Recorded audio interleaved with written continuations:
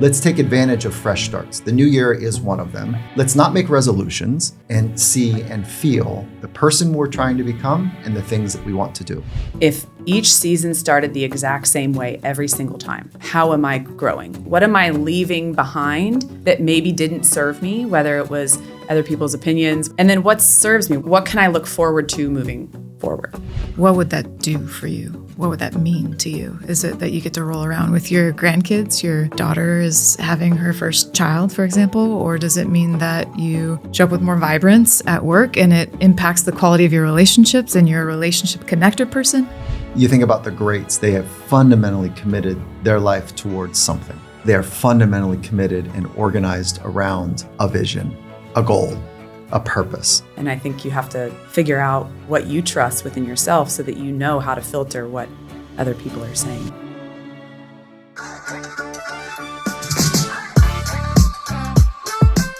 Nicole, Caroline, welcome to the Mastery Lab. It is so much fun to have you guys here. The Mastery Lab is a place for us to explore, to share some insights. And so it's great to see you guys in here. It's good to be here. Yeah, we've been trying to do this for a while. I know. Yeah, it's going to be great. So I just want to come out kind of firing here on this idea about resolutions. This phase of the year is really important for a lot of people. And you guys both know my take on resolutions, but maybe the listener doesn't. I'm not a fan. I don't think that this is something that is all that useful for people. But there is this moment in time right now where if we do anchor ourselves in research, Dr. Katie Milkman from UPenn has some really good research around the opportunity of fresh starts. So I would like to start our conversation grounded in science and give people some tools, your experiences, and some insights so that they can be just a little bit better this year. So let's just start with a clip from Katie Milkman, and then we'll respond to that. The research we've done on the fresh start effect shows that at these fresh start moments, we really feel like a better version of ourselves because we can set aside, that was the old me. All of those failures were of a different person. We take on this new identity. It comes with, this is the 2020s me, or this is the, Philadelphia me because I've moved to a new city. Or, if you've moved to a new job, you feel like it's the different role. And with it comes a better you because we're so optimistic. We're always expecting more of ourselves in the future, which I think, it has some downsides, but it's a pretty wonderful feature of human beings. Okay, so when you hear Dr. Milkman say that, I want to offer some context and then get your take on it. The context of why the three of us are having this conversation is we've been involved in high-level sport in the Olympics for a long time. And as athletes, you start a new season every year. So right now, people are thinking about the resolution for the new year. And actually what we want to have a conversation about is how to start a new season, to give yourself a best chance to be the best version of you. So when you hear her, how do you open up the idea about versions? And then how do you think about new seasons? I like the concept of that transcending and including piece of what is it that you can leave and what is it that you can take with you. And I've noticed that if I think back to my career, in swimming specifically, if each season started the exact same way every single time, how am I growing? What am I leaving behind that maybe didn't serve me, whether it was other people's opinions, whether it was trying to perform for the world around me, whether it was my own anxious nerves about something or other. And then what serves me? What can I look forward to moving forward? Like, how can I continue to grow as a person? Now, that's simple, right? But I think we can overcomplicate it a lot. And we can go down this rabbit hole of like, I've got to change all these things and do all these things. But what didn't work, leave that there. It served you somehow because you learned from it. And then what can you do to grow moving forward and keeping it as simple as possible? My goodness. I mean, that framing, how about it, Nicole? Like when you hear that, that's like, oh yeah, that is how we do it. It's an examination period, it feels like, to you to say, what am I letting go of and what am I working toward? Mm-hmm. And then before your take on it, Nicole, Caroline, how do you do that? How do you think through and determine what you're going to let go of and what you're going to work towards. I was talking with Kevin before this, and I was just saying, well, sometimes I feel... Kevin is our producer. Yeah, Kevin, he's great. Sometimes I feel weird, I feel like I'm just different because I think of everything in images. And so I can see different points in time. Like I can see my facial expression, I can see things, and I'm like, yeah, I don't want that.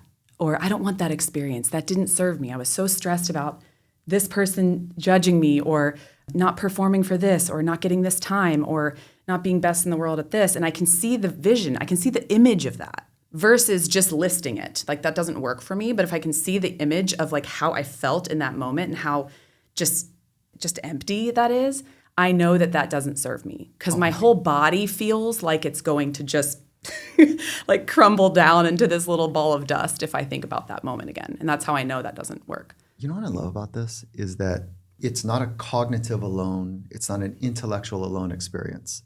It's what we would refer to as a fully embodied experience that you're using your imagination to see and feel times that you felt, quote unquote, empty or anxious. Like, no. Okay, great, I've got that image. That is something that I'm ready to let go of, right? And then so you start with connecting the image with some feelings, and then you go to work on what led to that or what you want to do differently. Yes. Okay, brilliant. Start there and then like funnel down into the specifics Do you and get details. it down into writing? I do sometimes, more bullet point style boxes and graphs. And Nicole's laughing because she knows this is the truth. Yeah. But that really helps. But then also on the flip side, that's what I can see as how I'm going to start fresh or begin to feel like I'm doing great things. I can see that facial expression of like a smile or like you're standing on a podium, or you can just see that glimpse of something. And then you work towards that image. Like that's just what works for me. And I mean, I know it's different and doesn't work for everybody, but that's helpful for me to see that because it's tangible. I can, on both sides, what you're letting go of and what you're working towards. It's like a little... Beautiful. Yeah. And so you're not seeing a medal, you're seeing you in a future state. I'm seeing myself. Yeah. I don't see things very much. I see myself and like how I feel, whether it was like hand touching a wall, turning around, seeing the scoreboard. Like I could see all of that first. Yep. And then being able to go from there, I think is a really powerful way to do that. Amazing. Nicole, what did you hear from Katie Milkman or respond to? We're the three of us are so tethered to growth that this conversation just makes sense. But I'm kind of cognizant that, you know, when people are looking to set resolutions or for a fresh start, that it's not always about growth, that there's some metric or there's something that they're trying to attain as part of sort of the impetus for the change, whereas like we do it for the sake of growth. So we know from research that about 20% of people that set a resolution actually accomplish it. That's a pretty low number, right? And so 80% wash out. And you're saying, okay, I get the idea of a fresh start. A new year is a fresh start. Monday actually is a fresh start to the week, right? 6:45 a.m. is when I wake up on most mornings. That's a fresh start to the day. So there's a fresh start moment that the new year represents. And you're saying, I get it, but I feel like every day to be a successful Olympian, I was constantly leaning into those two things. What am I letting go of and what am I working towards? Yeah. I remember I had already been to 2 Olympics and I was trying to make a third, and we had all these younger players in the gym and they just didn't see the game the way that I saw the game. I was watching it unfold so much faster so that the game slowed down for me. And I reached a point where I recognized there was fear to share what I was seeing because it might mean that they get better than me. And when I finally let go of that, it was actually liberating for me. And so to your question about versions of you, when I heard Katie Milkman talk about sort of this idea of a move to a new city, new me, I think I have a knee-jerk reaction to this idea of like, what about the operating system, right? What about all of the things that served you until now? And that we're not sort of flipping things upside down, but we're really tethering to what's been working for me and what do I need to let go of so that I can update the operating system. It's way more grounded. Obviously, her research is pointing to something, which is like capture the fresh something. I feel it. You do feel it, Yeah. even right now. When I wake up and it's like, yes, today is a new day, I feel fundamentally different than, oh my God, not another day.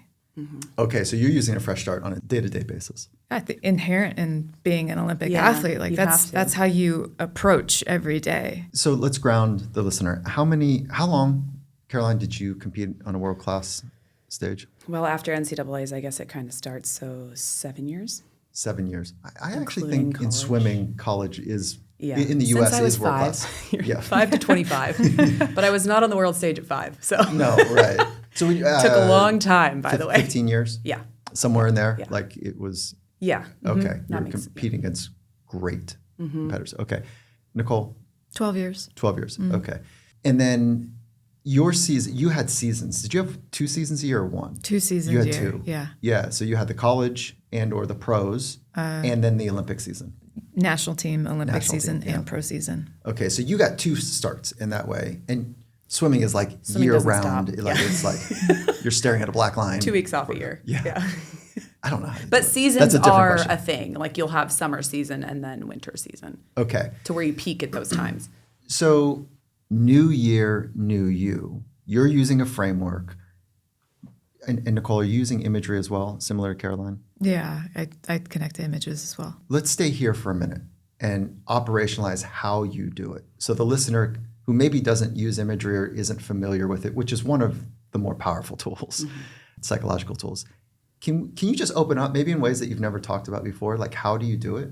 Do you sit down? Do you stand up? Do you lay down? Are you doing it walking? Like how are you doing it? Walking with your eyes closed. I actually have a cute little story here. When I was, I don't know how old, 9 or 10, I had a goals sheet. And on the goals sheet, you write down all the things you want to do and how you want to feel and all whatever. And all of it was like, have fun with my friends. But then at the very bottom, I put, I want to go to the Olympics someday. OLYMPIX. And my mom framed it. But I remember, you have very few memories sometimes of just specific things when you're younger. Certain things happen, but it's not very vivid. I had this image of me on the podium at the Olympic trials as one, and then the other one was like touching the wall and turning around and just like the smile of that. So I held that for a long time, and I was 20 when I made the team, so 10 years.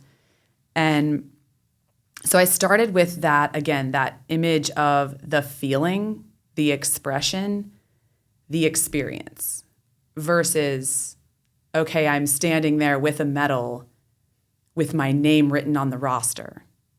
Like that wasn't as important to me as the feeling, the experience, the expression on my face and embodying that. So I start there. Like I have to start with the macro feeling. And when of you that. do imagery now as a more seasoned, Imagineer, can you see it in color? Yes. Is it real time? Is it slow? Is It's it both? like how Instagram now has 3-second reels. It's that. It's that. Oh, it's 3 It's second like reels. it's like a boomerang. Oh, that's interesting. And then When that was cool. in full the color? boomerangs. Or In is it- full color. So, but that's still how I do it to this day. So that framed it up for me as a young girl, and I haven't strayed from that. Like that's a very easy way for me to capture that feeling. when Bob Bowman was on an earlier podcast, this is Michael Phelps' coach, he talked about Michael doing lots of imagery, like running the full race and then adding adversity into it where his goggles would fill up with water. So he'd have a frame of reference if that were to happen. Yeah. Nicole, would you see adversity in your imagery, or is it more of a success reel? Initially, when I wasn't super effective at imagery, I would see a lot of adversity. I would see myself making mistakes before you helped with that process. And so I think it's pretty natural for your mind to wander when you're trying to 100%, yeah. when you're trying to imagine the future. And just for the listener, I worked With with our the team in, what year was this? It was 2012 to 2016. Yeah, with the women's national Yeah. Olympic roster. And when I became better at it, then I could intentionally sort of plant what I was working on. For example, let's say there's a phase of the season where I was sort of struggling with a particular skill. being served, from one direction to the next and making angles on my left, then I could implant that, the particular server, the type of serve, the environment, the mistake that I was making, and then correcting it in real time. Oh, that's so cool. So the listener might hear that and go, okay, a couple things. One, new year, new me. This is actually an everyday process, right? But let's take advantage of the January fresh start. Let's ground it in some research. Let's think about upgrading the operating system. And it involves two things. What am I letting go of, and what am I working towards? And then part of the process is to close your eyes. Imagine you're doing imagery, eyes closed. Not everyone does. Let's just say closing your eyes and seeing and feeling both parts of that. And then why do that? Because it becomes a little bit more real.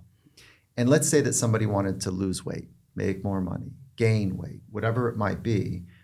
You're suggesting work through the sticky points. Maybe it's not drinking at parties, You would encourage them to see themselves walking up the stairs to a party and kind of having that right frame inside themselves where they're open, they're fun, they're going to enjoy it, and they're not anxious and tight about what do I do when somebody says, do you want to drink? That they're working through that feeling first. Yes. Do we have that right? Yes. Yeah. Beautiful. So there's a bunch of words that we've just used. We've used imagery, we used resolution, we've talked about goals. When I bring up the word intention, what comes to mind for you? For me, it's a quality of how you want to show up and be. There's images that are connected to that. There's feelings that are connected to that. And that's 100% in your capacity to control. So that's one of the reasons why when I think about how do I want to move through a fresh start, a new year, I connect to that word much deeper than a resolution, right? What am I resolute or determined to do? It's a way of doing, not a way of being. Okay, so I'm not interested in resolutions. We hit that from the top. You're more interested in an intention, like how do I want to be? Okay, I see you nodding your head, Same. Caroline. Yeah, resolution I have the allergy to as well, just because I think you can set all of the resolutions, this outcome-oriented, goal, but if you don't know why you're doing it, which to me is intention, why you're doing it, why it matters to you, how you're showing up to her point, then that's why it falls off. That's why that you gave the statistic earlier. That's why people lose it after 3 months, because that goal can't be that strong if you don't know why you're doing it. And that intention can help you get there. Let's just pause here because there's a way that I work with people when they're going to start a new season or start a phase, whatever the phase is. Sometimes people come because they're like, look, there's so much more in me and I'm committed. I want to go to that place. Or it's they're in some sort of crisis and they're like, oh, it's hard right now, or it's the beginning of the season. They're like, look, I don't want a stone unturned. I want to make sure that my technical training, my physical training, my mental training, it's all on point. Okay. So the thing that I do first and foremost, it's like simple language, which is like, well, what's the ambition here? What is it that you're trying, or what are you setting out to do?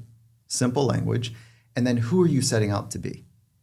Those two ideas, the doing and the being, is going to constantly be a framing for me. Can we make this really concrete for you going into 2025? What are some of the ambitions, and who is it that you're working on becoming? Can I throw a wrench in here really quickly? Ooh. What if people don't know how to describe what they want and how they? So what if there's that's a big part of the conversation. Yeah. Where it's like, okay, I can feel it. I know I inherently want to be great and lose 20 pounds or run a marathon or win a gold medal or become CEO of my company. I don't know, whatever it is. But what if they don't know how to describe that? It's not tangible yet. Yeah, I think that's a cool statement or cool question, because most people, tell me if you feel it differently, have a sense that there's more. And then there's a process to get more clear of what that more will look like. Like, what is the more? The doing more and the being more. Still both of those frames. And it's through the conversation, through its questions, or a set of questions that help elicit that clarity. That to me is what a great friend would do. It's what a mentor could do. It's what obviously a sports psych would do, a person of wisdom. It could be a parent, could not be any of those. They could all, get could directly. Be your notebook. Yeah, right. It could be a lot of things. Yeah, So I think the work is to get to the clarity. And I'm an extroverted thinker, so I like to talk it out with people. I like to hear it and feel it. And I like to hear what they say. And I go, oh, that's not, oh, that's it. Oh, wait, not that, but that. And it's a bit of a tapestry weaving experience for me, that at the end of a conversation or 5 conversations, I'm like, oh, there's the tapestry. That's exactly it. So if I don't let you off the hook, what, don't worry, we were ready. Yeah, right. What are some of the ambitions that you're thinking about for 2025, and or who are you working on becoming? Something that's really important to me over the last year is working on becoming more of myself through less of what I have been. So back to the initial conversation. So being open to more possibility. Being open, okay. Not so rigid in how I've always done things. That got me somewhere. In my sport, it was really good sometimes to be very disciplined and rigid, but also, and it works in my life in some ways, and also it closes me to being open sometimes to new possibilities and opportunities that present themselves, because it's easier to go back to what's familiar. So that is something that's really important to me. And I think it's an ambition in a way, because it allows for different goals and outcomes to fall into place as I go. So you've had incredible structure. This phase is now about breaking some of that structure. Yeah. Yeah. It's hard to do because structure is also necessary. Yeah. For some. And but it's also provides freedom within it if you have an idea of why. Again, so are you working on breaking structure, or I think I'm working on using what helps me with the structure and allowing freedom for what doesn't. That's cool. The parts that close me off to opportunity and possibility. Yeah, and I noticed that I know you're doing a bunch of art right now, that you didn't say it's to turn out 15 pieces. It's to get into this gallery. It's to make this money. It's to put out 15 somethings a week. You didn't do any of that kind of concrete, tangible goal setting. I think there's a part of me, and I don't know if you experience this too, where you feel into that. You're like, yeah, I want to do that. You know, like I want to do all those things you just said. Yeah. And also, I'm open to taking it step by step. So, for example, if I have an art show in February or something, it's like that. I want to fill the place. I want people to feel like they're a part of something. I want for artists to feel like they can share their art. That to me is more important than me creating something at this point. Does that make sense? So like creating possibilities and opportunities as well that are more expansive for our community and for different situations than just me hitting a goal or a target of, I'm going to do this. How about for you, Nicole? The word I'm playing with right now is vibrance. I feel like I'm still recovering from my doctorate a little bit. And that'll beat all the vibrance right out of you. Yeah. One more citation, please. Yeah. How do you know the sky is blue? Who said it before you?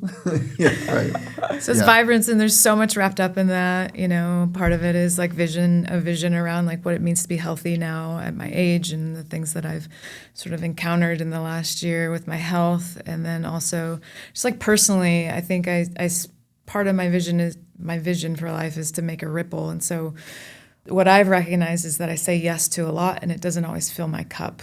And that takes away from my vibrance. And so it's also paying attention in my relationships and the things that I'm doing, the people I surround myself with, to what's creating energy rather than what's taking energy.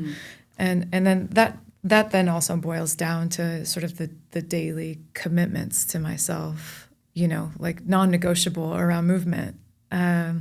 Even if it's 7 minutes, you know, like doing squats before I get in the shower, it's just something that I'm going to do because the snowball effect of that committed action creates the type of sort of energy stores that I want and need to have. So let me pull on that thread.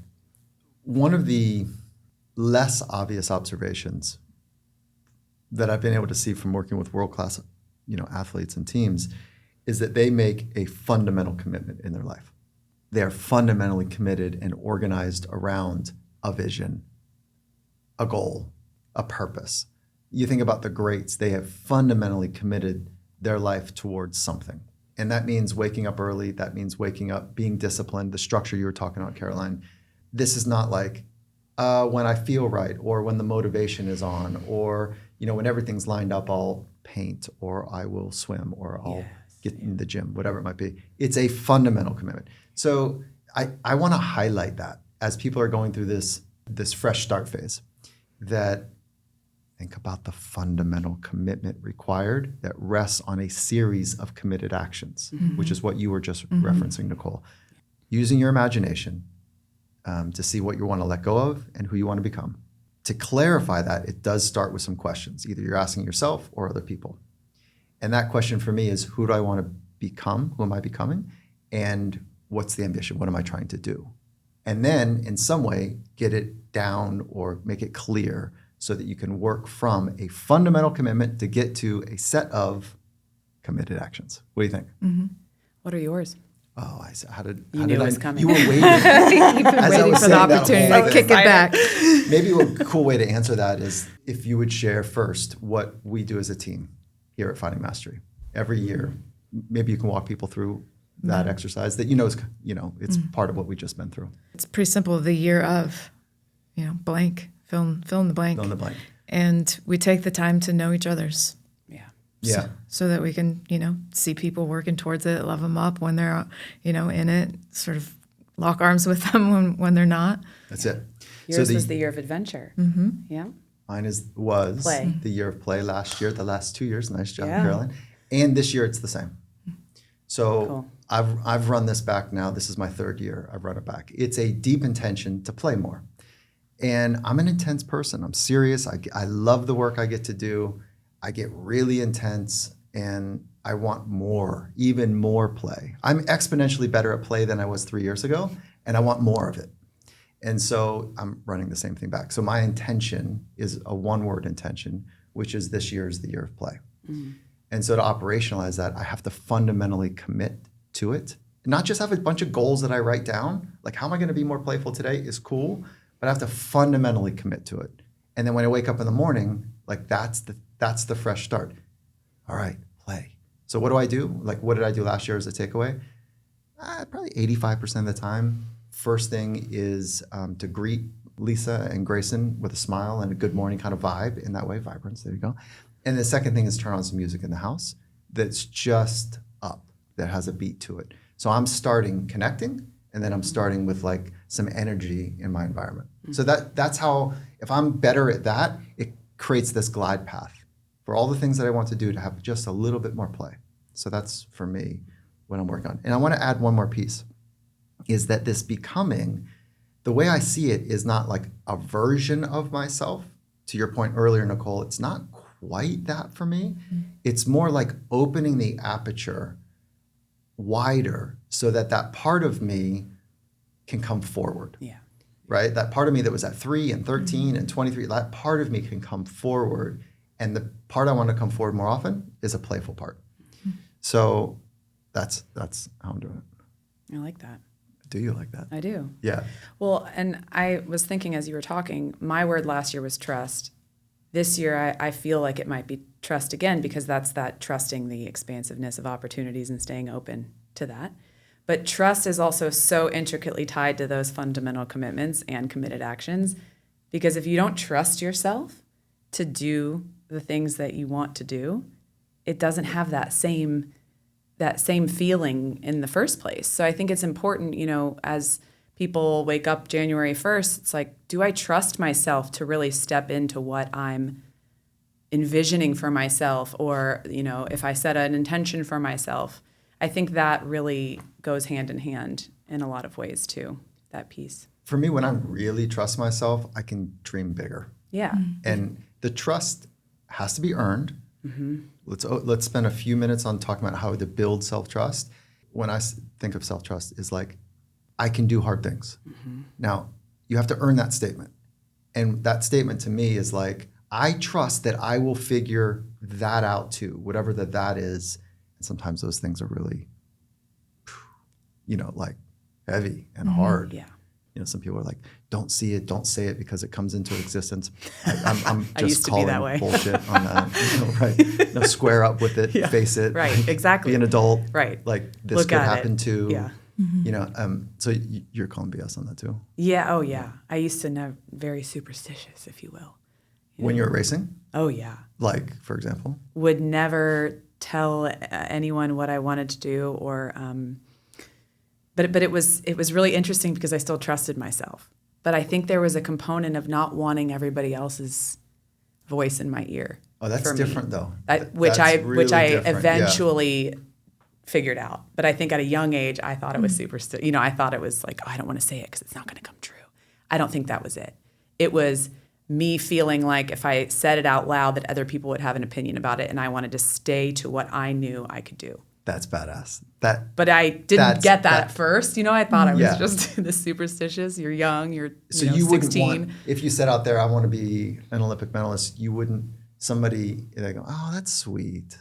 Yeah, that's nice. I just didn't want other people's thoughts about it. Well, I think I knew that I was a people pleaser and it would just end up bad. It would just end up in this place where I was doing it for everybody else. And it did for a while. There was a long time that I went down that path.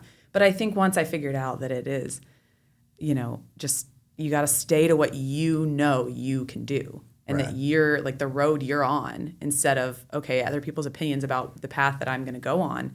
It's not my business. They can stay out of it. And I think that was finally what I realized.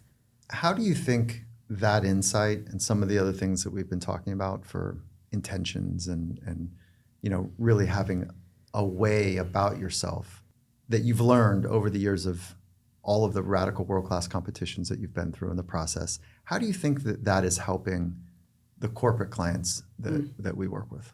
Well, I think there's a difference between receiving feedback, from people and honest thoughts and opinions and truths and filtering those into what is helpful moving forward. And then people's just flat out opinions about how you are going to, achieve something or the way you're going to go about it. I think there's just a difference there.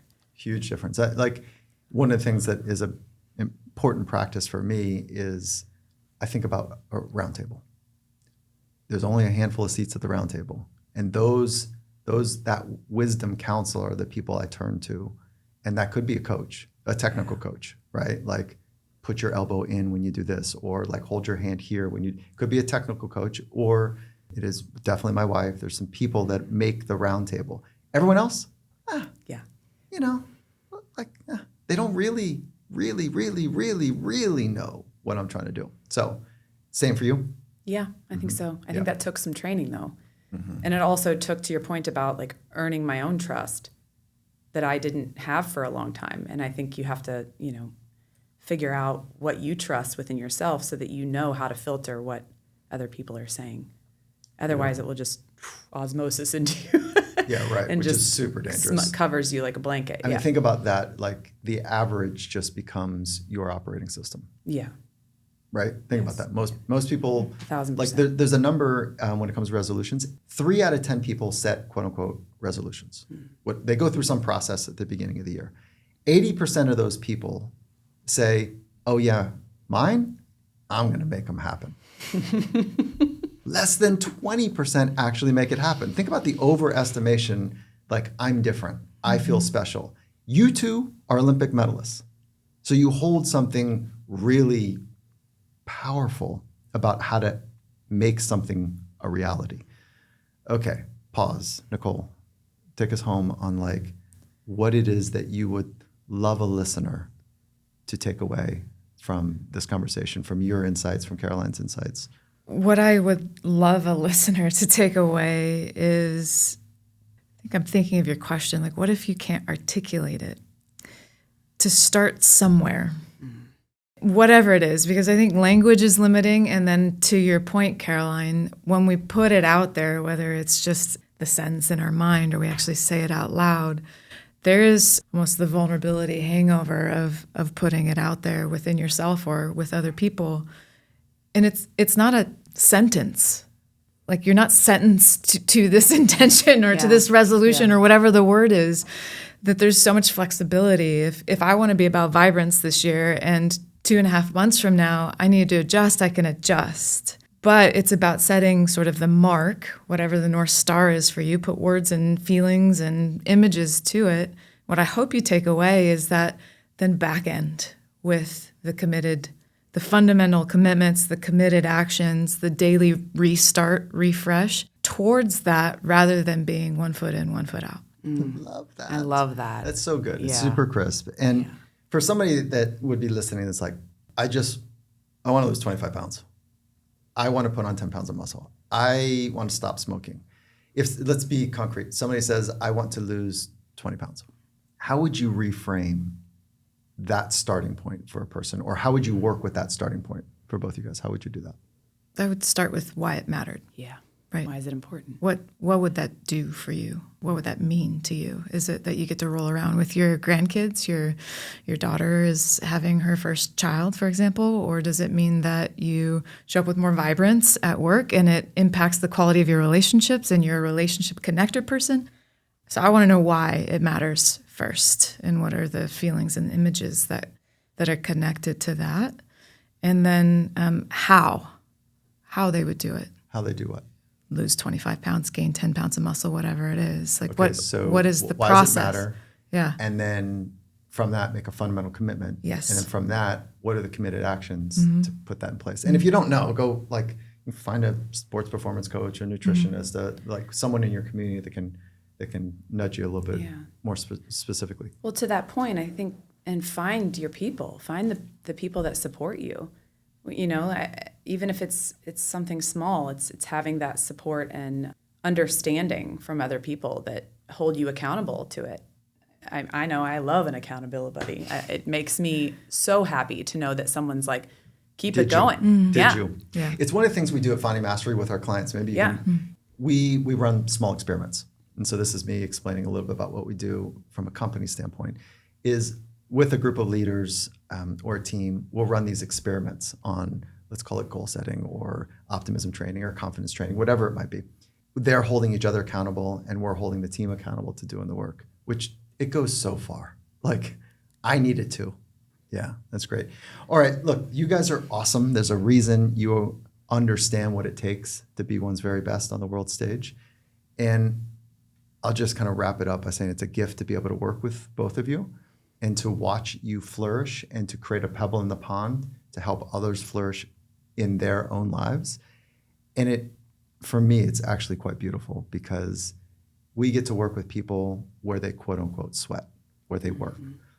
And they know people. They have maybe family members or friends. So when they take these best practices about what it takes to be one's very best, the psychological principles and practices, and we make them really concrete, you make them really concrete for them, that ripples into like so many parts of their lives and so many other people. It's just really cool. So I just want to say thank you for allowing me to work with you and to do this work with so many thousands of people. Yeah. Thank Let's you keep back. talking. No, but really, one of my favorite pieces about Finding Mastery and working with you all is that everyone learns something from everyone, and with our clients, everyone's learning from everyone. We're all learning from each other, and that's such a special gift because I've learned from every single person that I've been in contact with, whether it's virtually or in person, and that's beautiful. One of the when I was early in my career, I would get really nervous to go kind of present to a team, like a hockey team or football team, basketball team. And I was nervous because I knew that they already understood it. They're in the NBA. Like, what am I going to do? I never played with them, so I'm completely wet behind the ears. And I was really nervous at that point. And then I realized at some point, like, wait, hold on. They've grinded their way here. They don't necessarily have a program or a radical psychological operating system to do it. And then I started to say, wait, why am I nervous? That's because I want them to find favor and like me and give me another chance. And then I started to realize, like, wait, there's so much I can learn from them too. So at some point, like when we start to become more partners with the people we work rather than quote unquote experts, it goes so far. Yeah. You're all walking alongside each other. Yeah. I think relationships matter more today than they ever have. With our corporate clients as well, the appetite and the aperture for relationship-based organizations and the value of relationships right now, it has changed. And I think, just to your point, we can sort of be a ripple or a pebble in the pond through teaching someone something, or we could just simply be with them and see them. And the way that creates sort of impact at scale is a really beautiful thing. And how we learn through AI, it's like everything is changing. And the premium right now, I think, for society is in relationships and support and building community to leverage it all. So As a summary, there's some things that I want to share back to condense that I heard, and there's also some things that you didn't say that I want to reflect on. The first is that take advantage of a set of processes to help make a fundamental commitment in your life. It kind of starts with that deep commitment to organize your life around what matters most to you. And the way, Caroline, you articulated is like, what do I want to let go of and what do I want to work towards? And then see it and feel it and spend time there. Then write down or have clarity about what are the committed actions I need on a regular basis. So that's kind of the nuts and bolts, if you will, the most mechanical part of this conversation. Let's take advantage of fresh starts. The new year is one of them. Let's not make resolutions. Let's actually use this radical, powerful machine of mental imagery and see and feel the person we're trying to become and the things that we want to do. And combine those two together, there is part of the broth of becoming. Okay. The thing that was not said, that was just part of your DNA, part of this conversation, was that you really care. With everything that you do, whether it's here at Finding Mastery, whether it's being a partner with your partners, whether it is, getting in the pool day in and day out to be your very best, or to be on the court and figure out how to just get 1% to 4% better on a regular basis, it's the caring that is, no one said it, like you have to really care. But that is what you guys are about.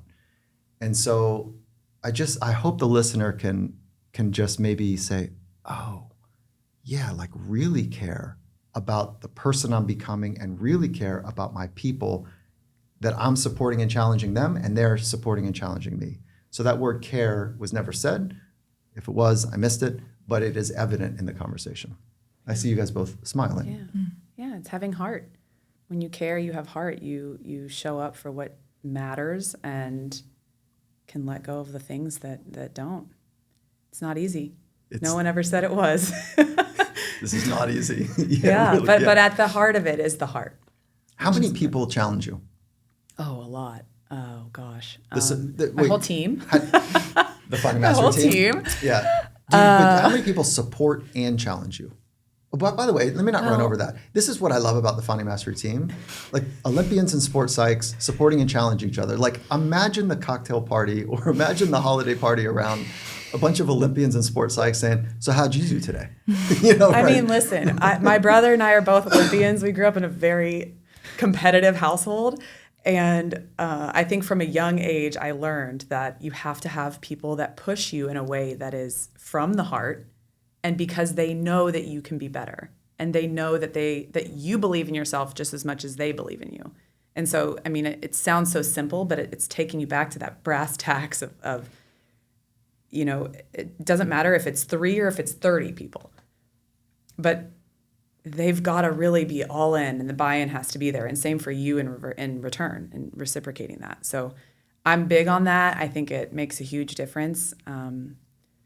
And when you feel that, anything is possible when you feel that. I mean, that's why teams at the Olympics are teams. Like when the team is really doing well, like you just feel it, right? Mm-hmm. There's just this feeling. It's you can't describe it, So I think when you know that, you really feel into that, and there's nothing that can stop you there.